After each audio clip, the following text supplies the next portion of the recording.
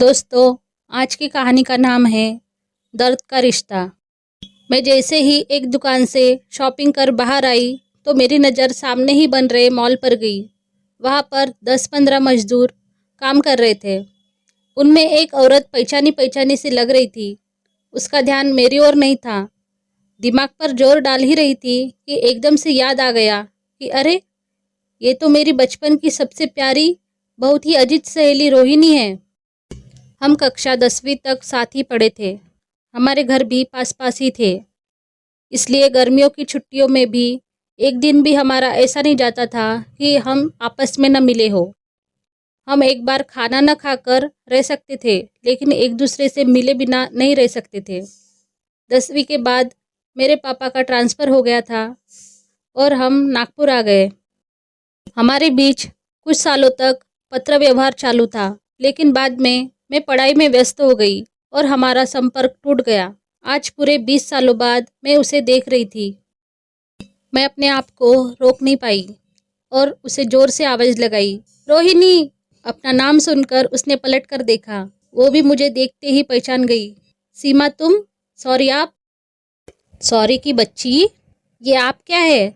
मैं तू से आप कब और कैसे हो गई? आप अब शहर की जानी मानी डॉक्टर हो। मैं आपको तू कहकर कैसे बुला सकती हूँ? तुम्हें पता है कि मैं डॉक्टर हूँ? हाँ, मुझे पता है। मुझे नागपुर आए अभी 4 महीने ही हुए हैं, लेकिन मेरे मोहल्ले के लोगों से आपकी और आपके पतिदेव की तारीफ सुनी है। अब आपका सरनेम बदलने से पहले मैं आपको पहचान नहीं पाई थी, लेकिन कल ही एक नेत्र जांच शिविर के बड़े से बोर्ड पर नाम के साथ आपका फ़ोटो छपा था। तब मैं पहचान पाई। मैं सोच ही रही थी कि आपसे मिलने आऊँगी, लेकिन आज अचानक हमारी मुलाकात हो गई। अब यदि तूने मुझे आप कहा तो मैं तुमसे बात नहीं करूँगी। अच्छा बाबा, गलती हो गई, सॉरी। ऐसा कहकर उसने अपने हाथों से दोनों कान पकड़े। उसने ये इस अंदाज में कहा कि हम दोनों ही खिलखिलाकर हंस पड़ी। अब बता, तू यहाँ कैसे? मैंने पूछा। तुझे तो पता है कि मेरे पापा बहुत शराब पीते थे। इसी शराब ने उनकी जान ले ली। मेरा भाई भी बुरी संगत में पड़कर शराब पीने लगा। मम्मी तो पहले से ही बीमार रहती थी। पापा के जाने से और भाई के व्यवहार से वो और भी बीमार रहने लगी थी। घर की माली हालत भी बहुत ख़राब हो गई थी। इसलिए मैंने 10वीं के बाद ही पढ़ाई छोड़ दी और दूसरों के घरों में काम करने लगी। एक बार जिस घर में मैं काम करती थी, वो मेम साहब बाहर गई हुई थी, तो साहब ने मेरी इज्जत लूटने की कोशिश की। उस दिन तो मैं किसी तरह बच गई, लेकिन इज्जत का हवाला देकर मेरे भाई और माँ ने फिर मुझे काम पर नहीं जाने दिया और मेरी शादी कर दी। तेरा पति तुझे मारता वारता तो नहीं ना? मैंने ऐसा इसलिए पूछा क्योंकि उसके पापा उसके मम्मी को हमेशा मारते थे। इस कारण से रोहिणी के मन में डर बैठ गया था कि जब उसकी शादी होगी तब कहीं उसका पति भी तो उसे नहीं मारेगा। मैं हमेशा उसे दिलासा देती थी कि देखना, तेरा पति तुझे कभी नहीं मारेगा। वो तुझे बहुत प्यार करेगा क्योंकि तू है ही इतनी अच्छी। वो क्यों मारेगा मुझे? उसके बराबरी का कमाती हूँ। सिर्फ साल 2 साल में एक आध बार गुस्सा आने पर मार देता है।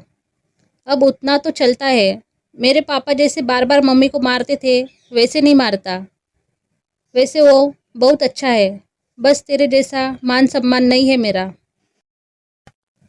तेरे पास तो नाम, शोहरत, इज्जत, बंगला, गाड़ी, नौकर चाकर सब कुछ है। मैं तो एक छोटे से 2 कमरे के मकान में रहती हूँ। वो अपनी कहानी बता रही थी कि इतने में गाड़ी का हॉर्न बजा। देखा तो मेरे पति देव थे।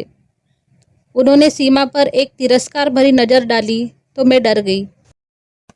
मैंने इशारों में ही रोहिणी से बाय कहा और गाड़ी में आकर बैठ गई।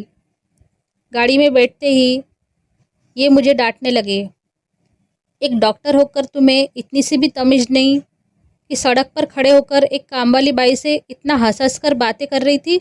अपनी नहीं तो कम से कम मेरी इज्जत का ही ख्याल रख लेती। तुमने एक बार भी नहीं सोचा कि तुम शहर के जाने माने डॉक्टर सुनील की बीबी हो? क्या सोचेंगे लोग मेरे बारे में? हे भगवान, अब कब अक्ल आएंगी इस औरत को?